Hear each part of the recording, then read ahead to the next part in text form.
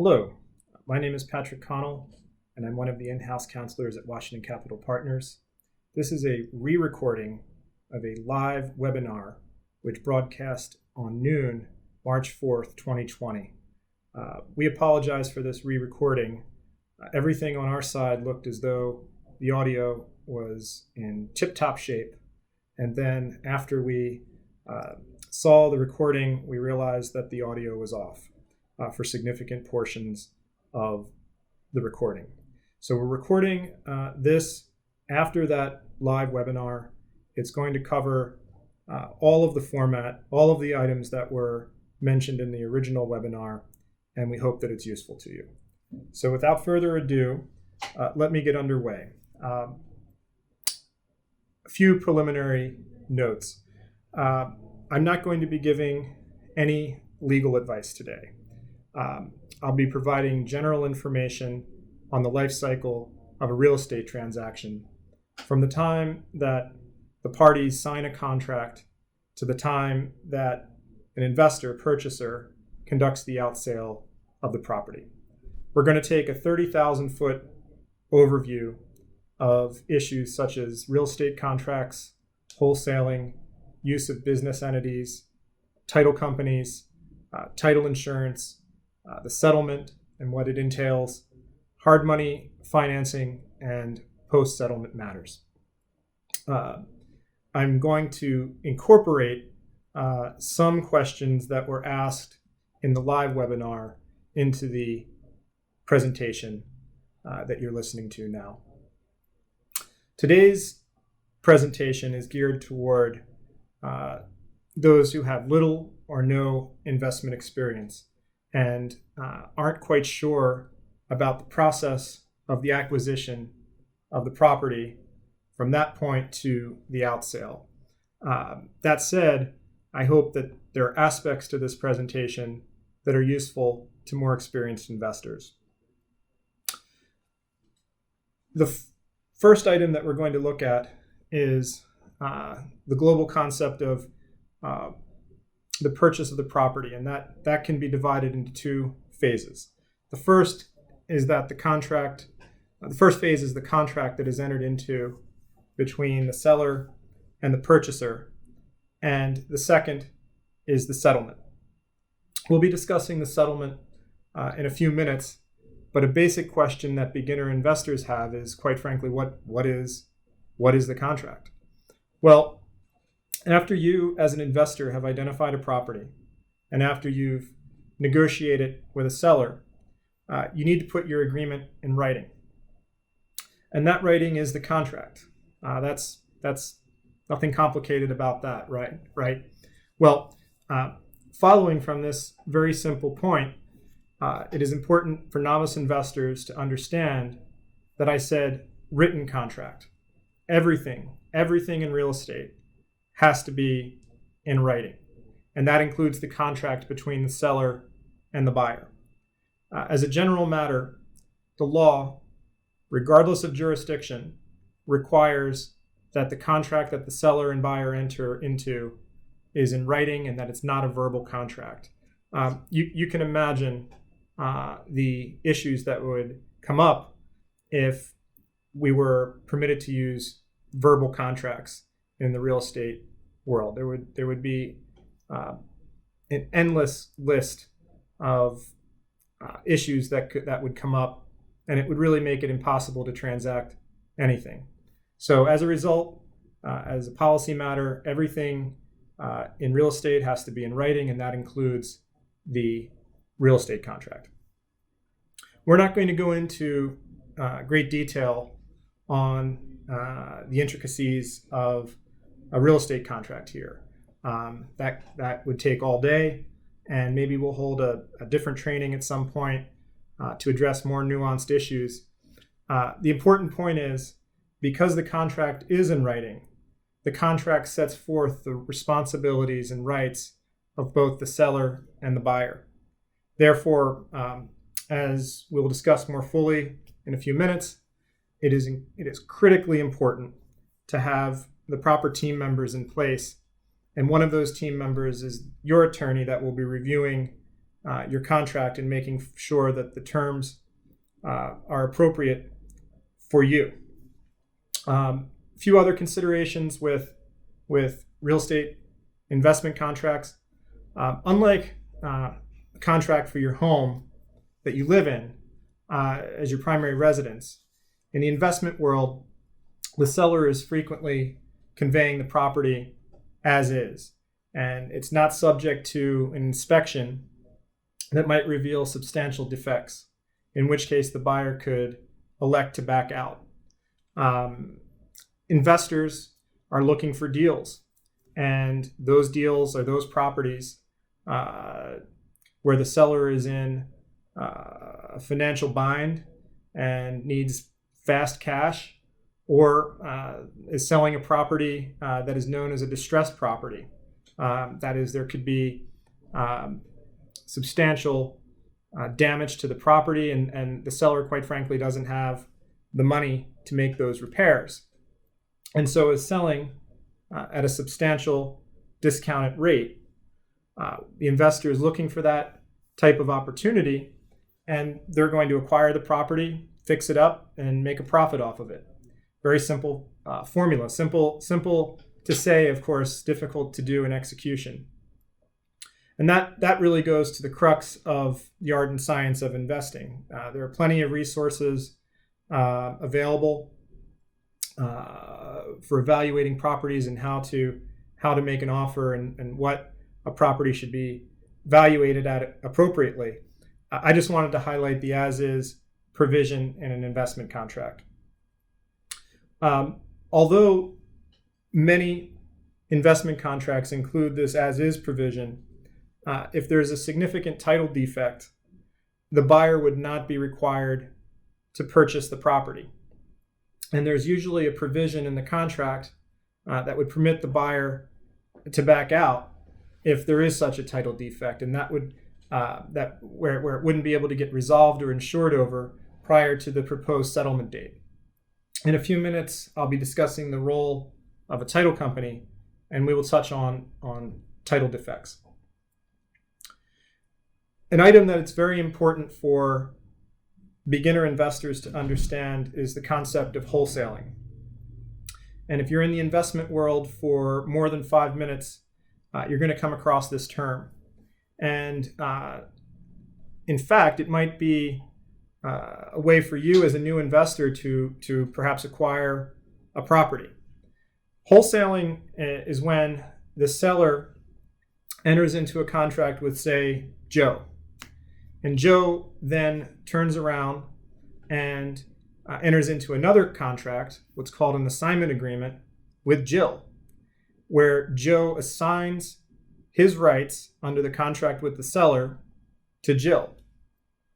Jill is paying Joe to step into his shoes under the contract and be the ultimate purchaser. So a few things with respect to this, which you'll see very frequently in the investing world.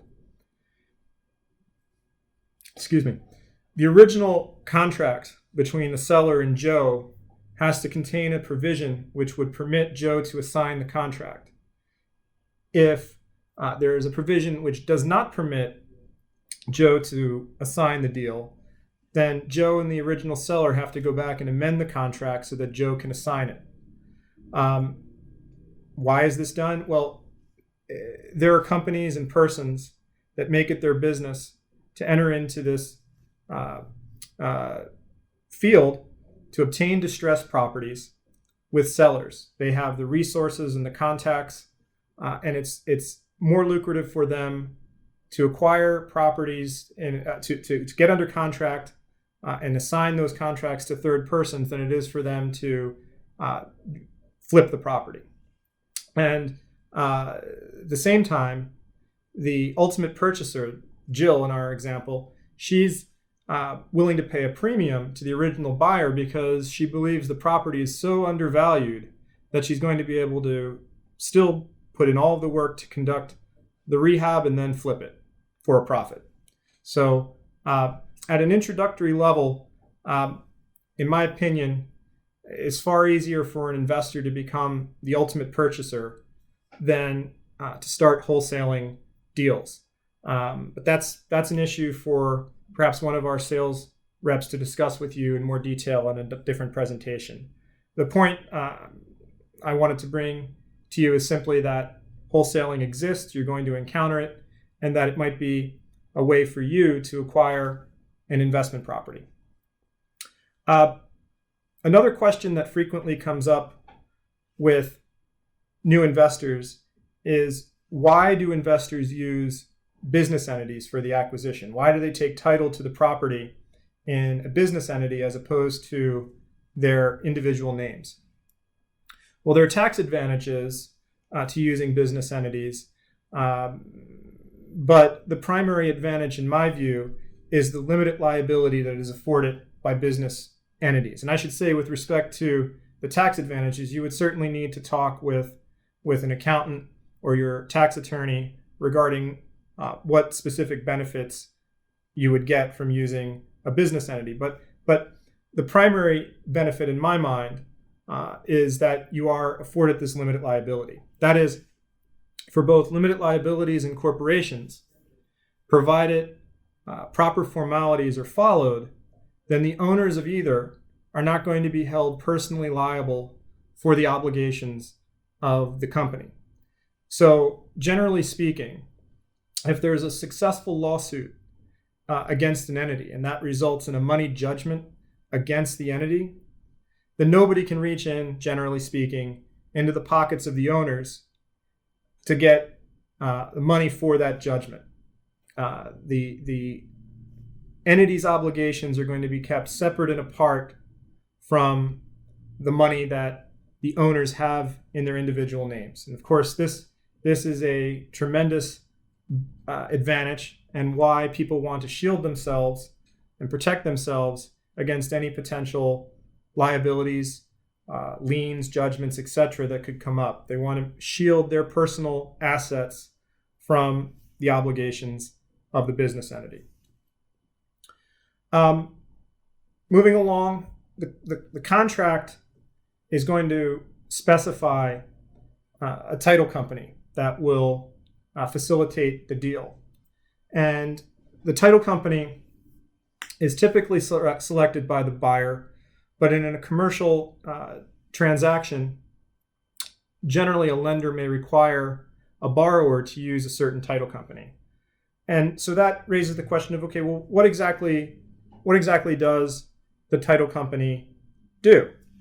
And the title company, we'll start at the beginning of the process. The title company is going to receive the contract from the buyer or the buyer's agent, and they're going to order a title report from a licensed third-party vendor. And that licensed third party is going to compile a title report which is going to pull all of the publicly available information for the seller, for the buyer, and for the property. The title company is going to review that report and identify any issues that need to get resolved prior to scheduling settlement. The title company is going to look at this report to make sure that the chain of title is clean. That is, are all of the various people who have owned the property, are we able to account for their interest so that a reasonable person could conclude that the seller, the current owner, is the only person or entity that has an ownership interest in the property. The title company is also going to take a look to see whether there are any mortgages that the seller has for which they need to obtain payoffs. They're going to make sure that they follow up with, after getting permission, they're going to follow up with those lenders to get current payoffs so that those items can be paid off and there will no longer be a lien on the property. They're further going to look at this report to make sure that there are no other liens or judgments that might attach to the property and which would need to be addressed. Really, broadly speaking, they're looking to see that there's nothing else that might constitute a title defect such that the purchaser isn't obtaining marketable title. Marketable title is a term that has many definitions. I think the simplest definition is somebody willing to buy this property, especially in light of any potential defect that might attach to it.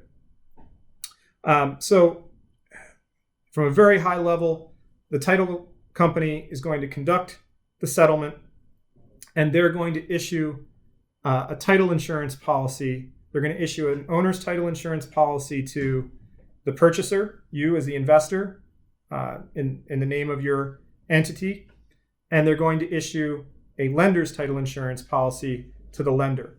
So with respect to this owner's title insurance policy, the title company will be in touch with you in the very beginning of the process regarding what products are available for you as an investor and what the title insurance will provide, what coverage it's going to have, and what will be excluded from coverage. A question that comes up all the time regarding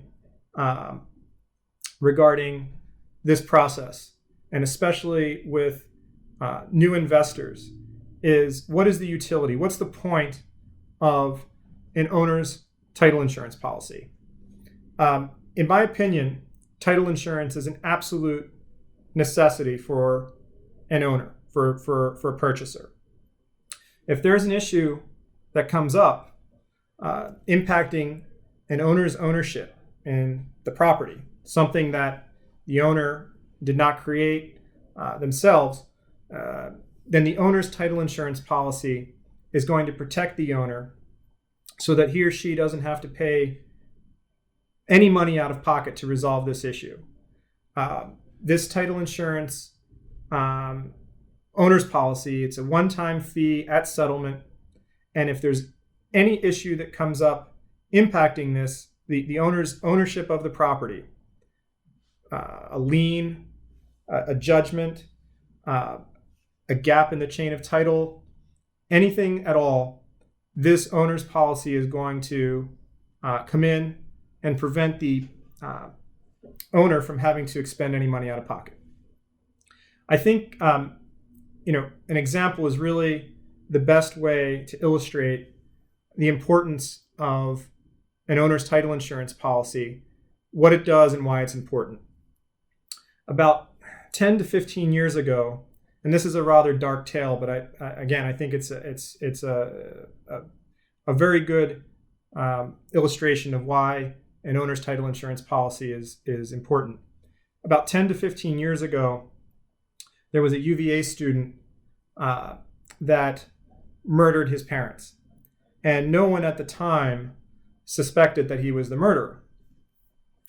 Well, under his parents' will, he took title to the property, and then very shortly thereafter sold the property to a third party. And that third party bought an owner's title insurance policy. So a few years go by, 3 years go by, and the murderer confides to his girlfriend that he murdered his parents. Well, the girlfriend informed the police.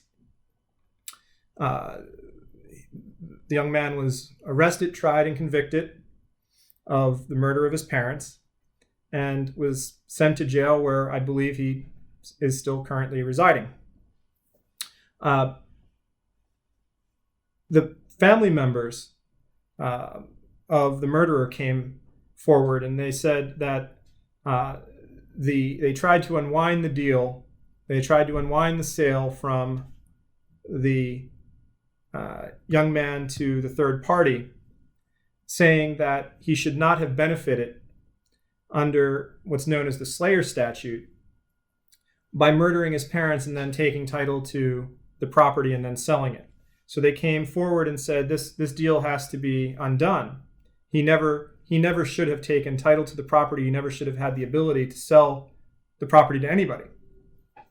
So they lawyered up and they contacted the third party that bought the property, the third party that at the time they bought the property obtained an owner's title insurance policy? Well, because they bought that owner's policy, they did not have to spend one dime defending this lawsuit.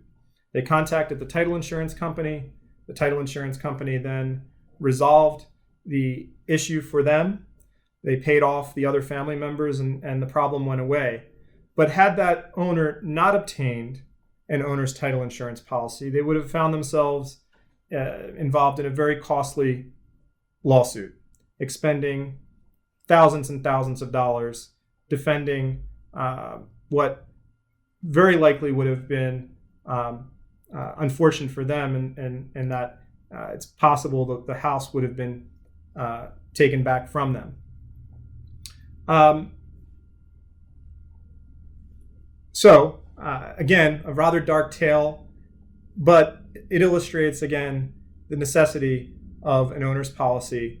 And I think, again, it's the idea of what is not known at settlement. You can't possibly know of all of the things that could go wrong. Better to have protection than not. Moving on. So we've now taken a look at what happens when a purchaser gets under contract, what the point of having a business entity involved to take title to the property. We've looked at the role of a title company and the role of the title insurance policy. I've mentioned along the way at various points people having key players to assist them in the real estate process. And this is, I think, a very critical point. You as a new investor want to put together a quality team that can assist you as you build your real estate empire. And that team is going to involve a quality title company, attorney, accountant, lender, construction team, and real estate agent. So the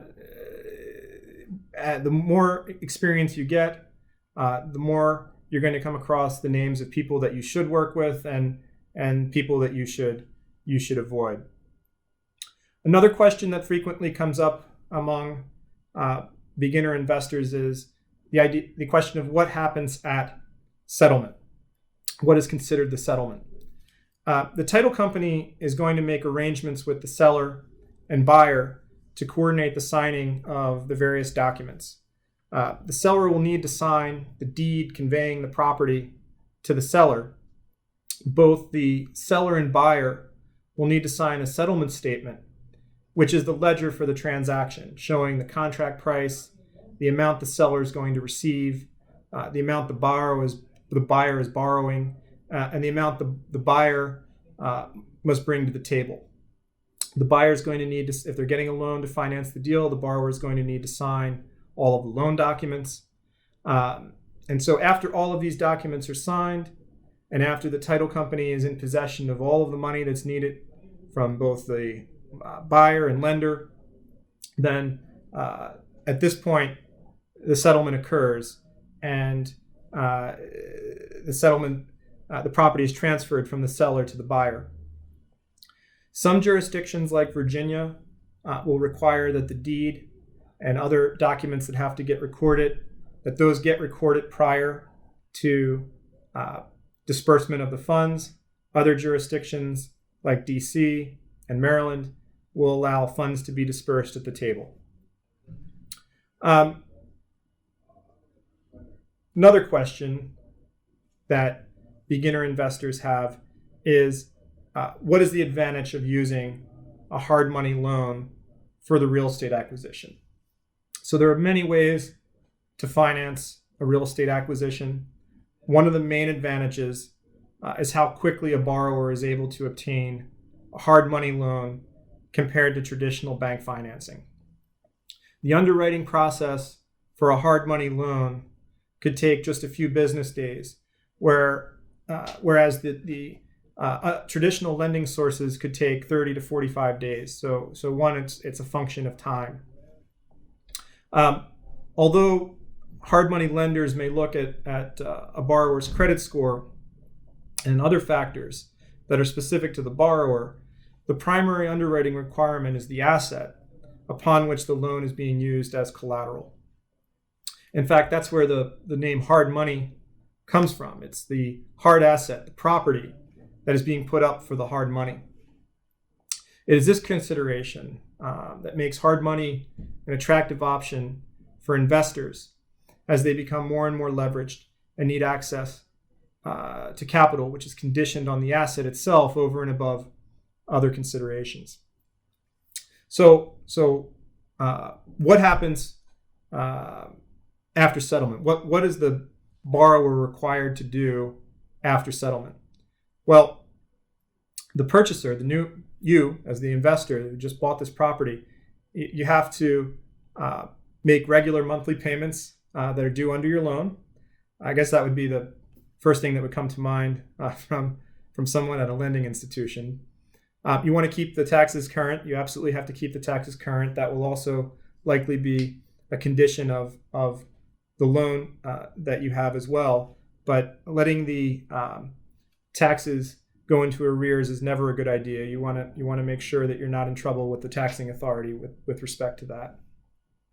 You're going to need to address any issues that were noted at settlement, like correcting any housing conditions, housing violations like trash removal for which a lien may have been placed on the property. You're going to need to provide your lender with appropriate information, sufficient information, so that they release any construction money that's held back at settlement. So many times, not the full amount of the loan is dispersed at closing. There will be a significant amount that's held back, and the release of those funds is really conditioned on making sure that the rehab is proceeding accordingly. And you're going to have to meet your lender's obligations in order to have that money released. You're going to have to meet their requirements in terms of photographs or other documents that show that you're making progress on the fix and flip. And if it is a fix and flip, you have to make sure the work is getting done. If you as the investor are also the contractor, well, you have control over that. But if you're not, or if you're the contractor, that investor that's subbing some work out, you have to make sure the work is done. And I think this then goes back and relates to the point that you need to make sure you have a quality team in place that's looking out for you and that your construction team is finishing the work when they need to finish it. So kind of coming full circle now, you as the investor have acquired the property. You have done all of the rehab. It's now ready to be put on the market. What happens? Well, many investors are going to time the rehab so that they put the property on the market during periods of peak interest. So they'll do the work in the winter, and then the property will be listed in the spring, summer, early fall. Those are the times traditionally when people are buying houses to live in as their primary residence. Again, typically the buyer is going to select the title company, but in my experience, if the title company did a good job for you in the acquisition, you might try and steer the deal back to that title company. They will already be familiar with the property. They're already on the hook for liens that predated your acquisition of the property. They're going to do a bring down to make sure that nothing new has come up. But I just think it helps move the transaction forward more quickly. You're also going to want to consult with your attorney on the outsale contract and make sure that that's then protecting you as well. So this wraps up the presentation. I hope that it's been informative. I think we're doing more of these down the road. We look forward to that. Again, we apologize for the technical difficulties that occurred during the live webinar, but what I've just gone over is really the sum and substance of what we discussed then.